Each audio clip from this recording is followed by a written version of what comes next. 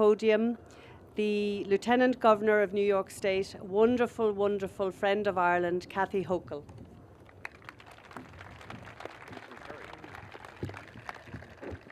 Thank you so much. To all of our friends from Ireland and distinguished guests, on behalf of Governor Andrew Cuomo and myself today, we welcome you to, first of all, Battery Park, which is where millions of Irish first found the taste of freedom on these soils, which was the precursor to Ellis Island. So this is hallowed ground for many reasons. We're so happy to be here. I also want to acknowledge Minister Alan Kelly, who I will give a proclamation to momentarily, but in conversation, I think we find we share some Kerry blood. Is that not correct? We're going to do the whole family. I think I'm related to everybody up here.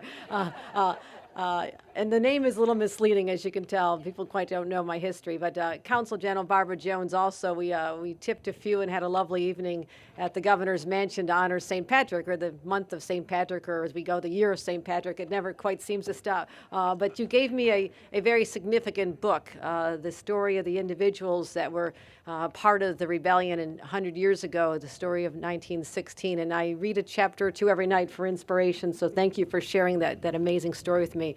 To have the Ambassador, His Excellency David Donahue and Jill Donahue with us, and Ambassador Ann Anderson here. I think Senator Schumer is going to pop in at some point. We're happy to see him. Don't laugh, he will. He does show up. And I was so delighted to see Senator George Mitchell and to shake the hand of the man who brought us peace. And yes, give him a huge round of applause. His name will go down in history with Irish freedom and peace. I also noted that some of my close friends in government, Speaker Melissa Mark Viverito is here. Thank you for joining us and representing the city of New York, as you always do so well. Gail Brewer, our borough president. Gail, I see you out there. Nice to see you again. And some of my former colleagues in Congress, Congressman Joe Crowley is here, and also our colleagues from, Joe, wherever you are, and our colleagues from state and local government. Thank you so much. And of course, Sherry, thank you for opening up this spectacular venue to us. We are happy to be here. And so, 100 years ago, a crowd of courageous men and women, in fact, not much larger than the crowd we see here today, issued a call for freedom, independence, and justice. And as Americans whose country was born in a remarkably similar fashion, we fought the identical struggle 100 years prior, 140 years prior. So we share an unbreakable bond between our two nations.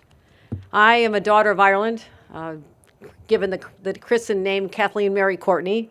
My relations hail from mostly County Kerry, and I still have relations there living off the land and the sea. And so I feel a deep attachment to the people that we commemorate today. In fact, I feel it deep in my soul. For I've walked O'Connell Street at the site of the General Post Office, where if you still listen closely, you'll hear the echoes of gunshot. You can almost still smell the fire and see the smoke. And I could feel the spirits of the patriots who, as Thomas McManus said, were simply motivated by their love of Ireland. And I remember being emotionally touched as I stood inside the gates of Kilmainham, in a courtyard where a firing squad terminated the 7-hour-old marriage of Joseph Plunkett from his jailhouse bride. And I remember thinking of the poem that Patrick Pearse wrote. He wrote it to his mother on the eve of his execution. And what he said as a mother broke my heart. He said, "Lord, thou art hard on mothers, but my sons were faithful, and they fought."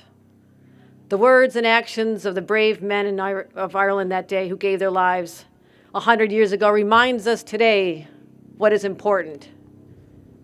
And it was not their deaths, but it was how they lived. It was not their demise, but their cause. It was not their day, but the freedom that still flows to the Emerald Isle a full century later. So as we leave here today, let us commit ourselves to stand with others around the globe who are similarly oppressed and still hunger for the same taste of freedom that gave birth to our great nations. Thank you very much.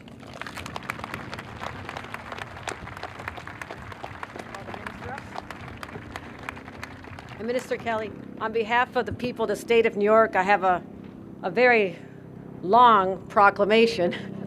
And I've become rather convinced in my year and a half as Lieutenant Governor that the governor's staff are paid by the word.